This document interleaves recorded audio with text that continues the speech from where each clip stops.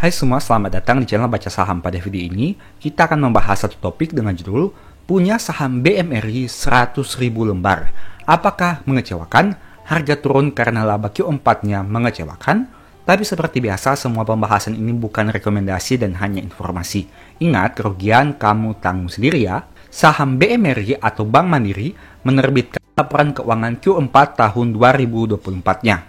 Saat video ini dibuat, harga saham BMRI sayangnya turun 2,64% dan ditutup pada angka 5.525. Pertanyaannya, apakah kinerja Q4 BMRI ini mengecewakan sehingga harga sahamnya turun drastis? Mari kita lihat sekilas terkait beberapa komentar di aplikasi Stockbit ini. Nah, ada juga komentar yang bisa kamu lihat di sini di mana banyak yang menyayangkan bahwa labanya hanya tumbuh tipis dari yang biasanya diestimasi di atas 5%, tapi kini labanya hanya tumbuh sekitar 1%-an. Sekilas kita melihat tentang artikel yang membahas terkait laba BMRI per Q4 tahun 2024 dengan judul Laba Bank Mandiri 55,78 triliun pada tahun 2024. Artikel ini ditulis pada tanggal 5 Februari tahun 2025 di mana saat video ini buat. Dengan ringkasan, laba Bank Mandiri pada tahun 2024 tumbuh 1,31% secara tahunan. Kita lihat sekilas terkait artikelnya. Bank Mandiri atau BMRI meraup laba bersih periode berjalan yang dapat didistribusikan kepada pemilik sebesar 55,78 triliun pada tahun 2024. Tumbuh tipis hanya 1,31% secara tahunan dari yang awalnya 55,06 triliun rupiah pada tahun 2023. Berdasarkan laporan keuangannya, Bank Mandiri membukukan pendapatan bunga dan syariah bersih senilai 101,75 triliun, naik 6,12% year on year dari 95,89 triliun pada tahun sebelumnya. Pendapatan berbasis komisi alias fee-based income Bank Plat Merah ini juga tumbuh 15,32% dari 20,50 triliun pada tahun 2023 menjadi 23,64 triliun pada tahun 2024. Terkait fungsi intermediasi, Bank Mandiri telah menyalurkan kredit senilai 1.623 triliun, tumbuh signifikan 19,37% dari sebelumnya. Ada juga informasi terkait NPL. Kualitas kredit terbilang membaik, tercermin dari risiko kredit bermasalah atau non-performing loan NPL gross yang turun dari 1,02% pada tahun 2023 menjadi 0,97%, serta NPL net yang sebesar 0,33% per Desember tahun 2024. Dari sisi pendanaan, Bank Mandiri telah menghimpun dana pihak ketiga dengan nilai 1.698 triliun, tumbuh 7,73% dari tahun sebelumnya, yang senilai 1.576 triliun rupiah. Perolehan itu terdiri dari giro senilai 605 triliun, tabungan 665 triliun, serta deposito sebanyak 427 triliun. Komposisi kasa alias dana murah mencapai 74,83% dari pendanaan Bank Mandiri ini. Dengan demikian, aset Bank Mandiri turut terkerek naik sebanyak 11,64% secara year on year dari 2.174 triliun pada tahun 2023 menjadi 2.427 triliun pada tahun 2024.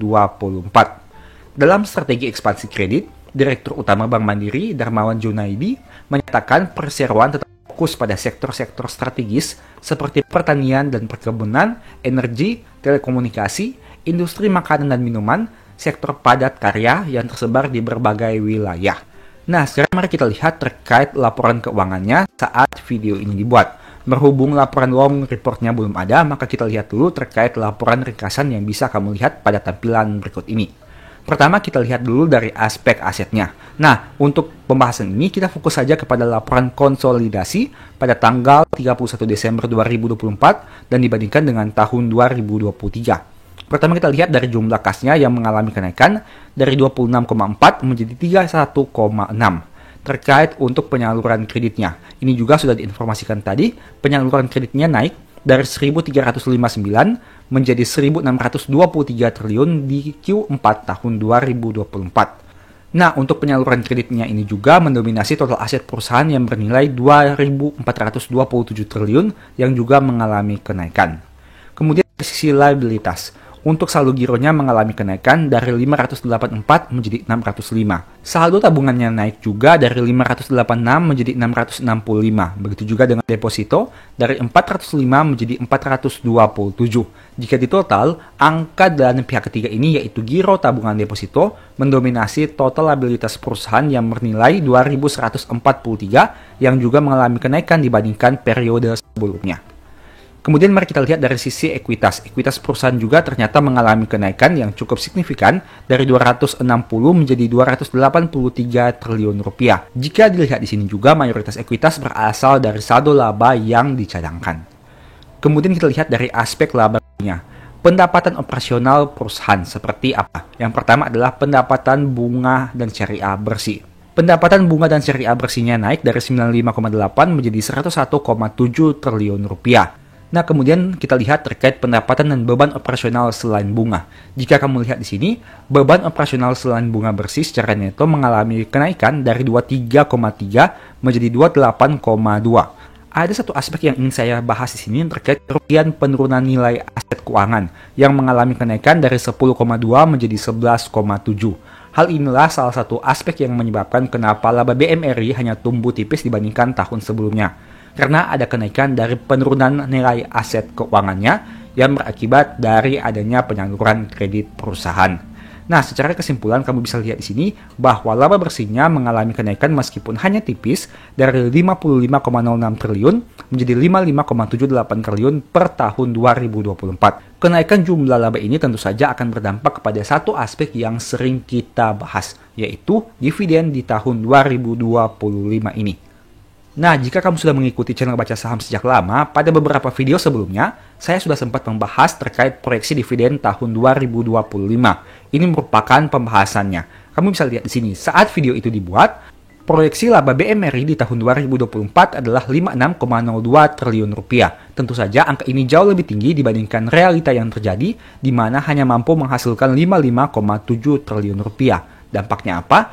Proyeksi dividennya menjadi lebih rendah. Dengan asumsi payout ratio yang sama dan lembar saham beredar yang sama, dari yang awalnya 360,15 per lembar saham, turun menjadi 358,60 per lembar saham. Artinya, dengan harga saham Rp6.000, potensi dividen yieldnya turun dari 6% menjadi 5,98%.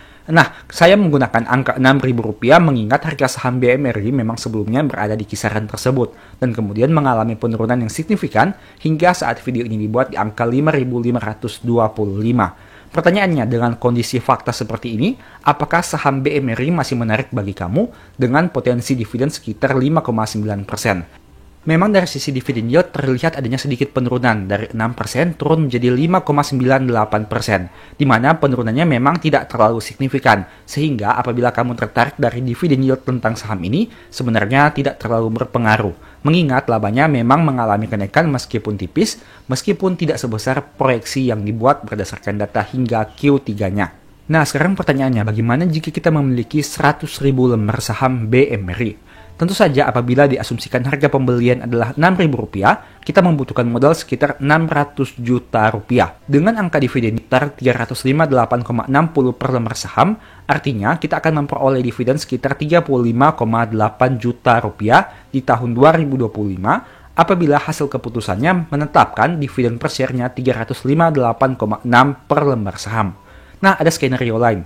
Misalkan bagaimana jika kita masih memiliki sisa dana. Dengan asumsi pembelian saham BMRI di harga Rp6.000 sebanyak 50.000 lembar saham, artinya kita mengeluarkan dana sekitar Rp300 juta. Dan jika kita masih punya dana untuk membeli lagi di harga Rp5.000 sebanyak 50.000 lembar saham, artinya kita hanya mengeluarkan dana 250 juta, sehingga dengan total, dana yang kita keluarkan adalah 550 juta dan memiliki harga rata-rata 5.500. Kondisi ini tentu lebih baik dibandingkan kita hanya membeli sekali, yaitu 100.000 lembar saham di harga Rp6.000, yang artinya modal yang kita keluarkan menjadi lebih tinggi, yaitu Rp600 juta. Tapi dengan dua kondisi ini sebenarnya kamu bisa lihat bahwa saat video ini dibuat, potensi dividen yieldnya masih menarik dengan angka sekitar 6%. Artinya dengan asumsi dividen per share-nya di tahun 2025 adalah 358, kita masih memperoleh dividen sekitar 35,8 juta per lembar saham. Tapi ingat, ini hanya masih data proyeksi.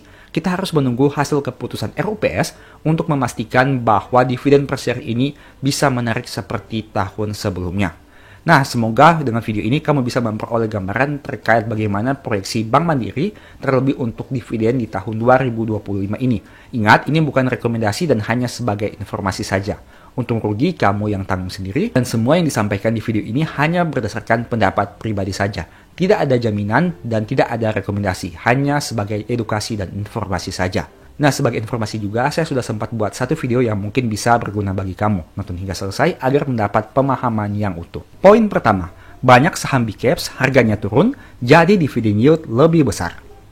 Contohnya, dividen full year yang dibagikan BRI di tahun 2020 dari laba tahun 2019 adalah 20,6 triliun rupiah. Pada saat itu, yieldnya sekitar 3,75%. Sedangkan dividen interim yang dibagikan di tahun 2025 untuk laba tahun 2024 berjumlah 20 triliun rupiah dengan yield sekitar 3%-an.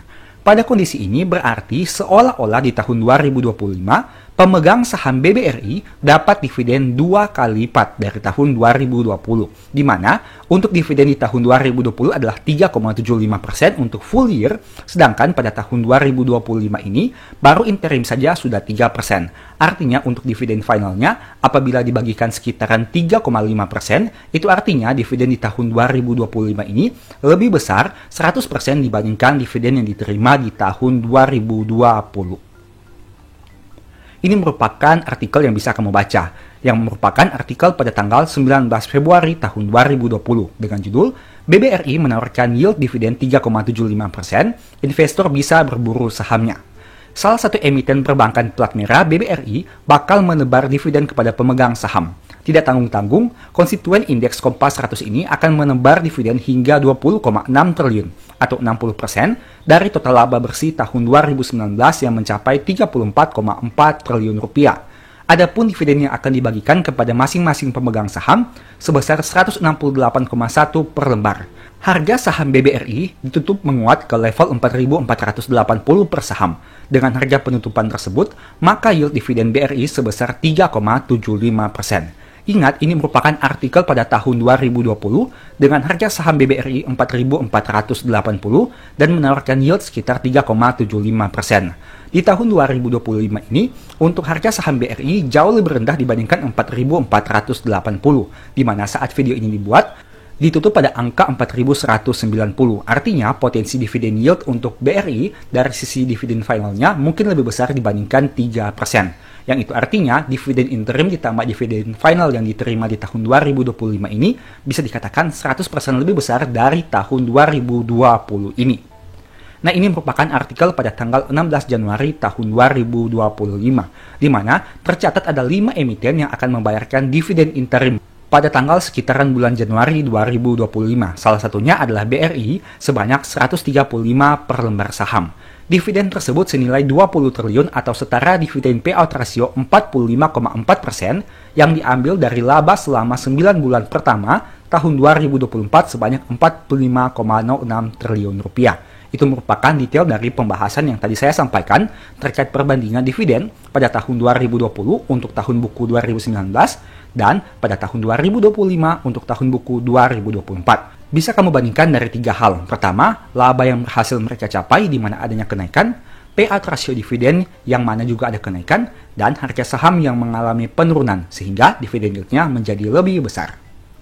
Poin kedua, dengan dividen payout ratio yang stabil, ada hubungan kuat antara naik turun laba dan naik turun dividen. Ini merupakan informasi yang bisa kamu peroleh dari website Bank Mandiri per tanggal 30 Oktober tahun 2024 yang merupakan Q3 Analyst Meeting. Nah, dari data ini kamu bisa lihat, fokus saja kepada angka dividen payout ratio, di mana pada tahun 2018 payout rasionya 45%. Tapi, mulai tahun 2019 hingga tahun 2024, payout rasionya konsisten di angka 60%. Setidaknya hal ini sudah berlangsung dalam 6 tahun terakhir. Nah, jika kamu bandingkan untuk payout rasio 60% ini dengan kinerja laba yang mereka capai, akan ada detailnya sebagai berikut. Untuk dividen payout ratio di tahun 2019 tentunya berasal dari pencapaian laba tahun 2018 dengan angka 25 triliun. Untuk payout ratio di tahun 2020 berasal dari pencapaian laba tahun 2019, jumlah 27,4 triliun rupiah. Untuk payout rasio tahun 2021 berasal dari laba tahun 2020 berjumlah 17,1 triliun. Begitu juga seterusnya. Di tahun 2021 labanya 28 triliun, tahun 2022 labanya 41 triliun, 2023 55 triliun, dan 2024 diproyeksikan 56 triliun. Itu artinya dengan payout rasio yang sama dan laba yang cenderung mengalami kenaikan dari tahun ke tahun, otomatis dividen per share-nya akan mengalami kenaikan. Memang pernah terjadi satu kali penurunan yaitu di tahun 2020. Tapi setelah itu labanya kembali mengalami kenaikan yang signifikan. Bahkan untuk laba di tahun 2018 dengan angka 25 triliun, di tahun 2024 sudah menjadi 56 triliun. Artinya di sini kamu bisa lihat potensi kenaikan dividen per share yang sangat signifikan. Dari 25 triliun labanya menjadi 56 triliun di tahun 2024 jika diproyeksikan. Poin ketiga, semakin rendah harga saham dengan pencapaian laba yang bagus, dividen jadi menarik.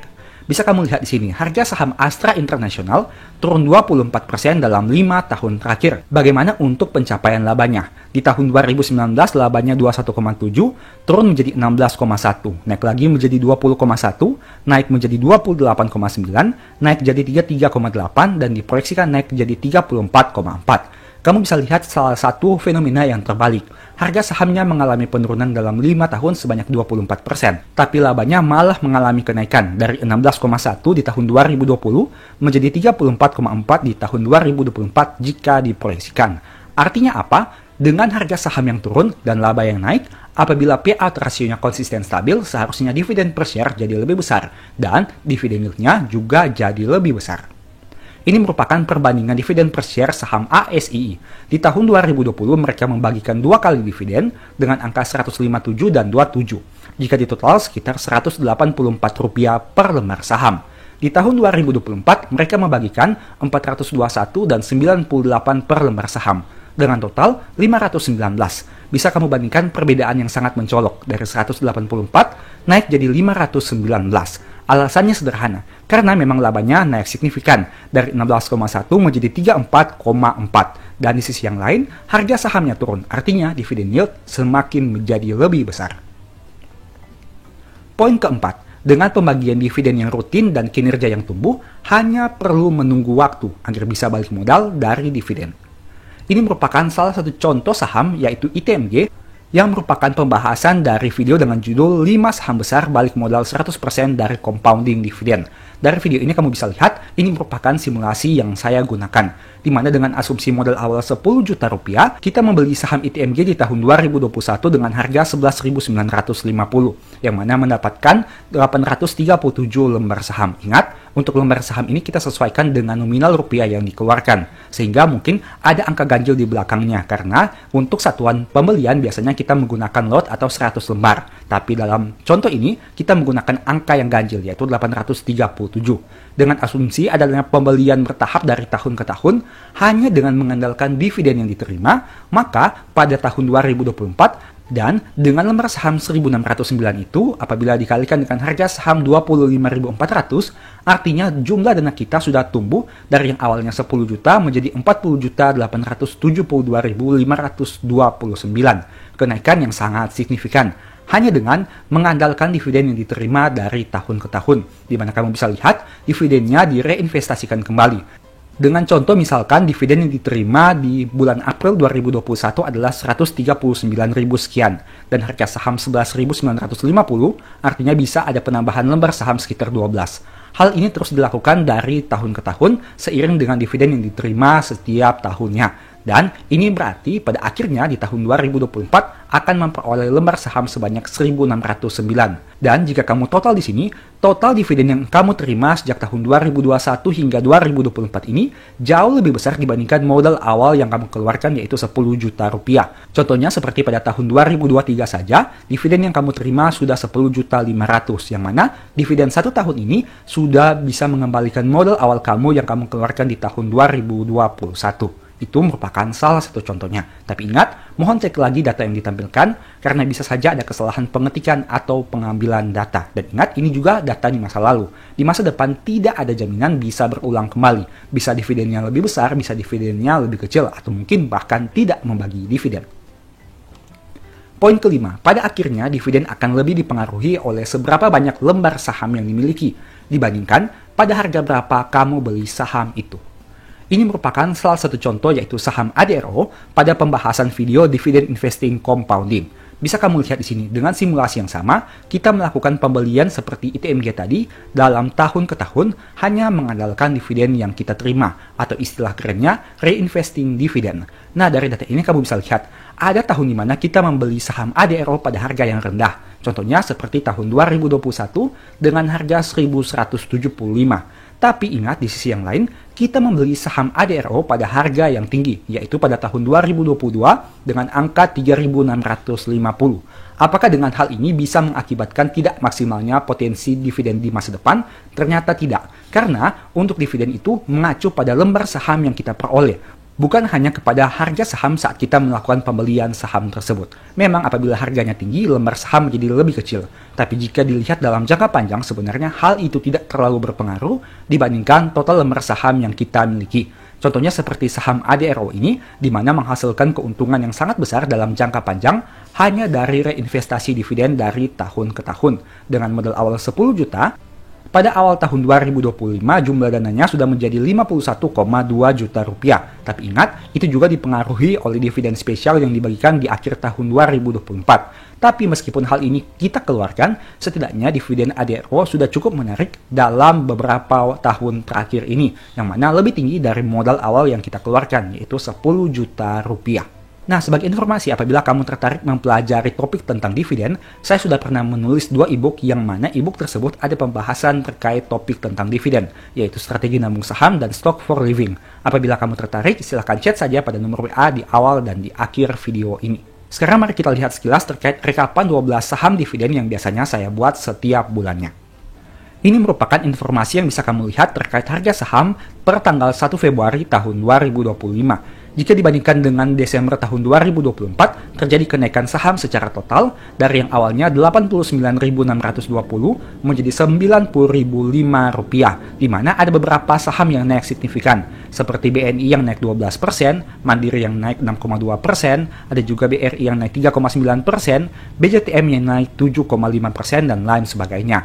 Di sisi yang lain, ada juga saham-saham yang mengalami penurunan, seperti ADRO yang turun 8,6%, UNTR 3,1%, dan lain sebagainya.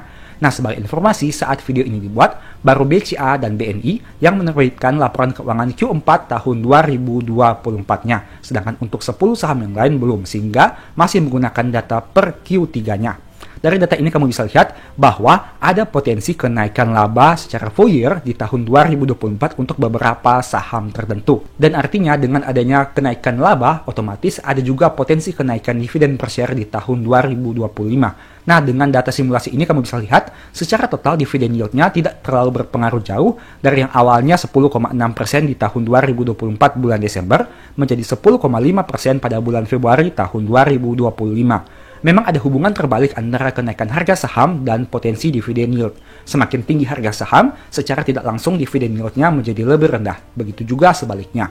Untuk itu kamu harus menentukan kamu mau fokus kepada hal apa. Apakah capital gain ataukah dividen? Jika berharap capital gain, tentu kamu tidak boleh terlalu berharap tentang dividen yield yang tinggi. Tapi jika kamu berharap tentang dividen yield yang tinggi, kamu juga tidak boleh terlalu berharap dengan capital gain yang tinggi. Semuanya tergantung kepada pilihan kamu masing-masing. Tapi setidaknya berdasarkan data 12 saham ini, secara rata-rata hingga video ini dibuat, masih menawarkan dividen yield yang menarik dari sisi total dividennya, yaitu sekitar 10,5%. Di samping itu memang ada harga saham yang turun, tapi ada juga harga saham yang naik.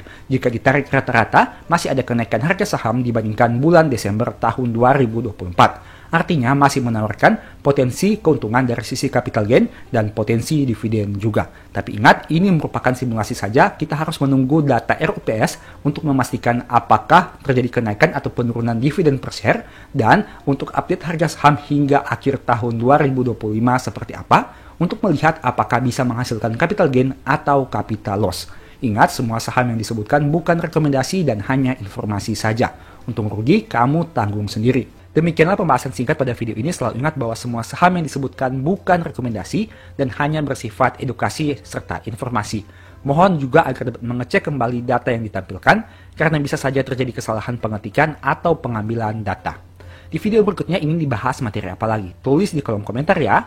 Sebagai informasi, berikut ini beberapa list ebook baca saham. Pertama, psikologi saham. Kedua, stock for living. Ketiga, strategi nabung saham. Keempat, the stock market. Dan yang kelima, cara cepat analisa laporan keuangan. Apabila tertarik, chat saja pada nomor WA yang ada. Sekian video ini, semoga bermanfaat. Thank you.